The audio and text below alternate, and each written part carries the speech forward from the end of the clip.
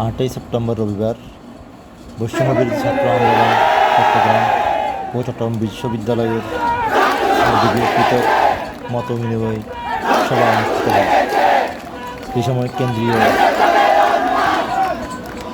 সমন্বয়ক হাসনাত আবদুল্লাহ পৃথক দুই অনুষ্ঠানে প্রধান অতিথি হিসেবে উপস্থিত ছিলেন। বৈষম্যবিরোধী আন্দোলনের গণঅভ্যুত্থানের প্রেরণায় শহীদ পরিবারের সাথে সাক্ষাৎ ও চাঁদাবাজি, দুর্নীতি এবং সন্ত্রাসবাদের বিরুদ্ধে ছাত্র নাগরিকের এক মত বিনিময় সভা কেন্দ্রীয় একাধিক সমন্বয়ক ও চট্টগ্রাম বিশ্ববিদ্যালয়ের দুই সমন্বয়ক রাসেল মাহমুদ ও রাফি উপস্থিত ছিলেন।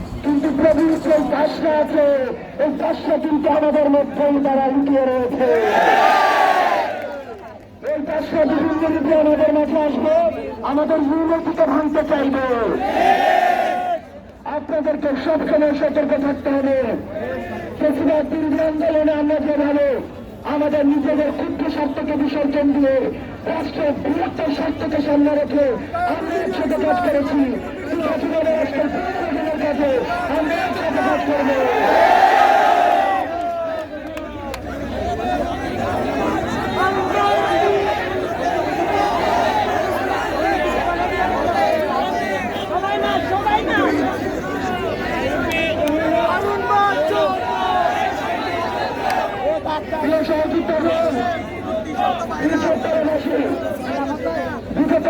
সরকার আমাদেরকে বিভাজন করেছে, বিভাজনের রাজনীতি বিদ্যমান রেখে তারা প্রেসিডেন্ট কায়েম করেছে। আপনারা দেখবেন তারা সব সময় আমাদেরকে বিভাজন করেছে, কারা দাঁড়িয়েরা কারা দাঁড়িয়ে পরবর্তী বাংলাদেশে আমরা ইসলাম পরিষদ করেছি। মন্দিরে যখন হামলা হয় তখন সেই মন্দিরগুলোতে পাহারা দিয়েছে